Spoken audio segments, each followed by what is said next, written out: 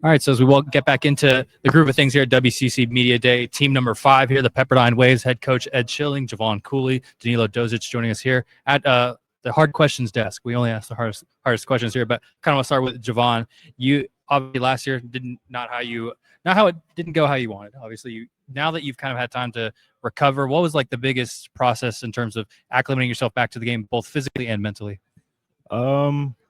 With that, it was just like a time thing, just showing up every day, just knowing that it was like a mental battle of just like doing things that I haven't done post surgery, like just doing those things again. But once I got comfortable with just like repetition and just days on days, like it just came back like I never had surgery before. So All right, that's good to hear. And how kind of like the guys, the staff, and even your coaches kind of like helped embolden that confidence? Because I think obviously, for at least for me, I'm not playing at this level, but it's one thing to get back and feel like you're doing it. It's another thing to have other people enable you to say, yeah, you can do what you've been doing and even do it at a better level. yeah, I mean, just throughout that whole process, like coach, my teammates just doing what I can do up until I was able to do everything. So it was just like it was really all just a time thing, and them just giving me the confidence to just go out and just do what I can do when I was able to do it, and just respecting my timeline of everything, how everything was supposed to pan out, and yeah, it all worked out. Ready to go on day Yes, one? sir. Yes, sir. All right, you heard it here first. Javon Cooley will be back on the court Yes, sir. when Pepperdine tips off.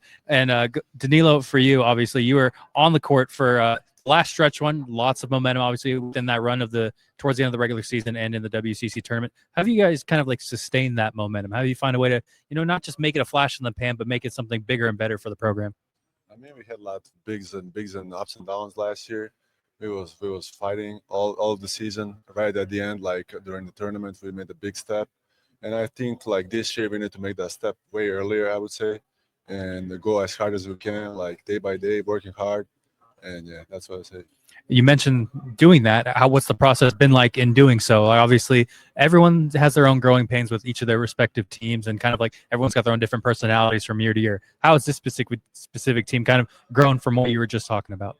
I mean, we have a lot of international players. We have a lot of like American players. I think that experience will help us a lot this year and make a big step of this program. And hope we're gonna make it much better this year.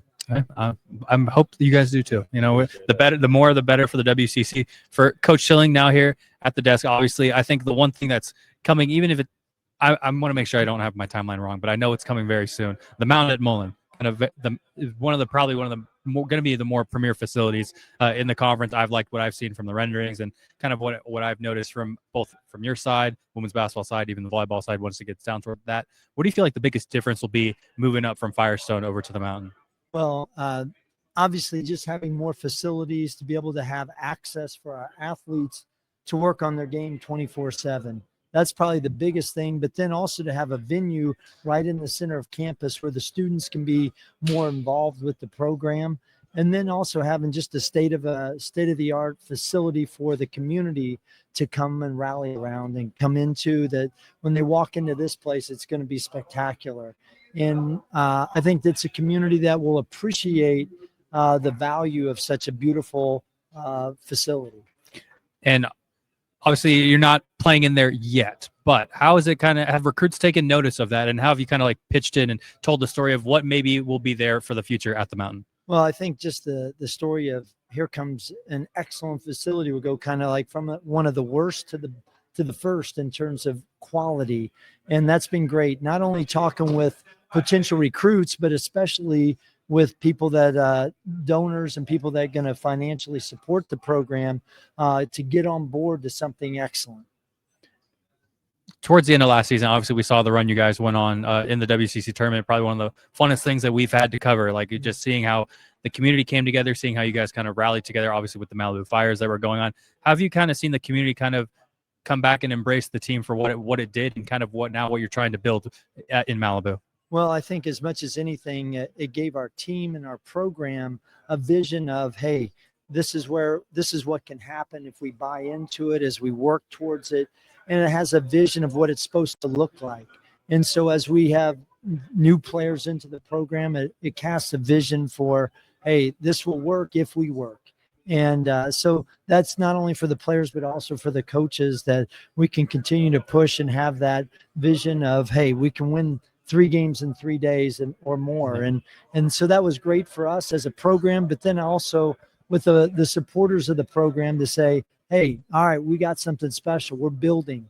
And that's what we wanted to do. Certainly year one is we wanted to try to lay a great foundation for future success. And I believe those players, whether they were playing like Mo Odom and Steph Todorovic, or but also for guys like Javon Cooley and AC, Aaron Clark, who were injured during that time, and Danilo and David Major, who were part of the team, that we saw that, hey, it can come together. You can do great things if you stay together, if you persevere through adversity.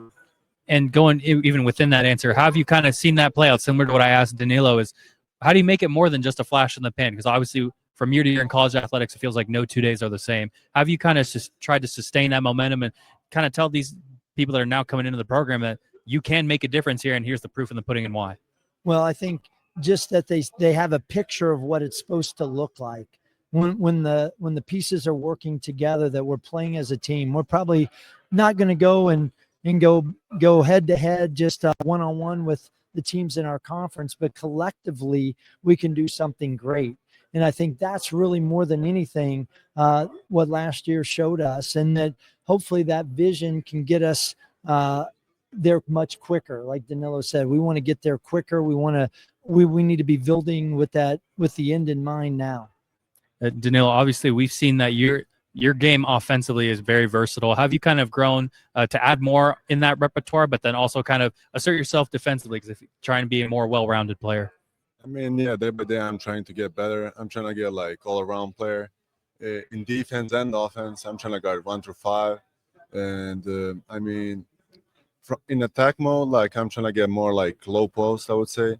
But yeah, that's what I would say. So in your bio, I noticed obviously favorite player Nikola Jokic, and my favorite player too as a Denver Nuggets fan. So I appreciate that, and I know even though it says Lakers in your bio, we're going to focus on Jokic for the minute. Obviously an all-world player. What do you kind of like notice about his intricacies that you're maybe trying to apply to your game? Because it's obviously 1-foot fadeaways are one thing, but what are the small things that you're like, some of the habits that you're trying to pick up from the standard that he's setting in the pros? The small things like his passes are amazing. That's what I'm trying to do like him. His mentality, I would say too, of basketball. Not just Jokic, I would say Kevin Durant too. I'm looking at all of their games every day, every night, and I'm trying to be like them one day. So yeah. Javon, similar question for you. Who you kind of leaned on? Maybe it's someone that in the college ranks still, or someone in the pros that you're like, I want to take just bits and pieces of your game and then make myself a better player for it. Yeah, it's a couple of guys that I watch, especially just from like a defensive intensity standpoint. Jared Vanderbilt, I watch his game a lot. Alex Caruso, I watch his game a lot. But just trying to emulate guys that really just show up on things that really don't show up on the stat sheet all the time, and just trying to make an impact in a way that my team needs me to make the impact. Yeah, and I think part of that defensively, everyone looks at the stats defensively. Oh, steals, blocks, that's it. Funneling into the right position, running the passing lanes, feeding the right pockets. I feel like that all adds up together. Where do you feel like you've seen the identity of this team kind of grow in that department defensively? Just knowing what we're capable of doing, just how Coach spoke on, just the vision, just something that we worked at all year last year, but it really showed in the tournament when it needed to show. So just having that picture and trying to bring the energy of the returner guys to then mesh it with the new guys that we got, because they don't have the picture. So it's just trying to emulate that in our everyday to-day practice. And you've had different POVs, so to speak, last year. Obviously, you're on the sideline, kind of just seeing the vision, seeing how the team's forming together. Now you're in the fire with your fellow Waves and trying to see it. How have they kind of like found a way to how's everyone kind of made themselves available and kind of find a way to make sure that they're also understanding the standard of what Coach Schilling wants out on the court? I just feel like just listening and being attentive from the moment we start practice to the moment we end practice, and just knowing what we're trying to do and just trying to get their job done individually so we could come together collectively as a team. And back down to Coach Schilling. We obviously 2 of your returners right here, but who are some of the people that we don't know about, that we haven't talked about yet, that are going to be on the radar and we're going to get to know over the course of this season?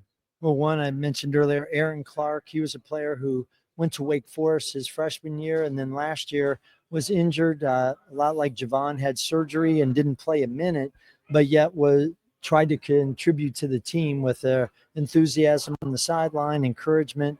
And AC was able to actually practice the last few weeks of the year. So that's one person that maybe didn't get a chance to see last year that could really contribute this year.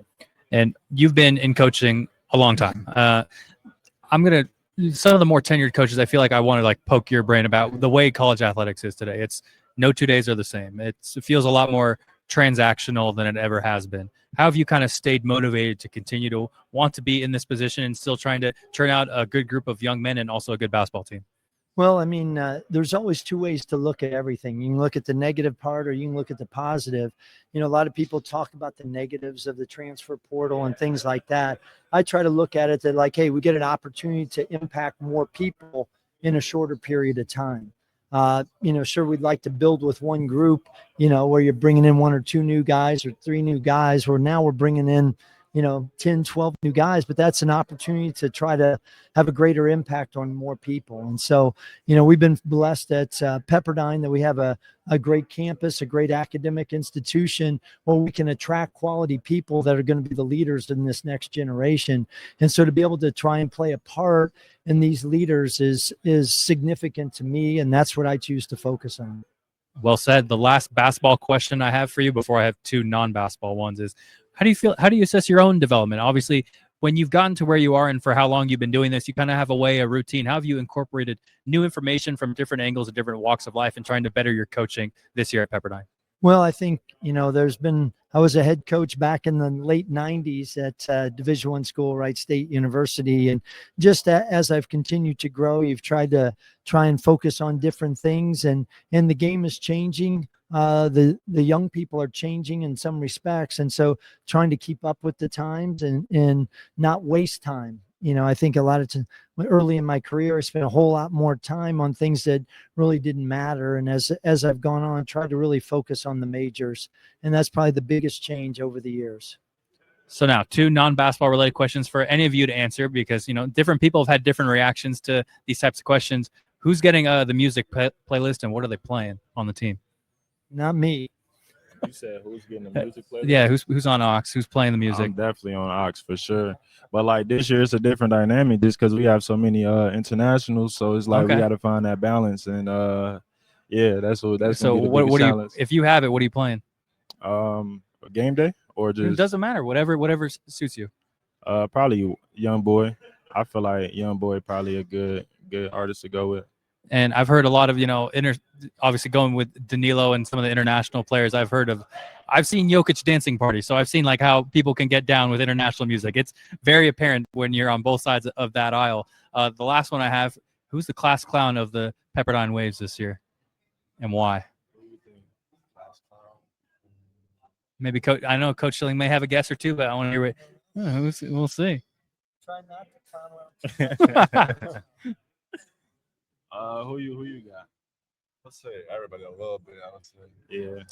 Everybody got their own personality to them and clown around here and there, but I wouldn't point out one specific person that we have on our squad that's just an overall clown. We don't. A fun group that still goes to work and stays serious is the Pepperdine Waves, our 15 here at WCC Media Day here at Resorts World. Thank you guys for coming on. We look forward to covering you guys this year, and we wish you best of luck throughout the year. Thank you. Yep. Thank you. Have a good one, guys.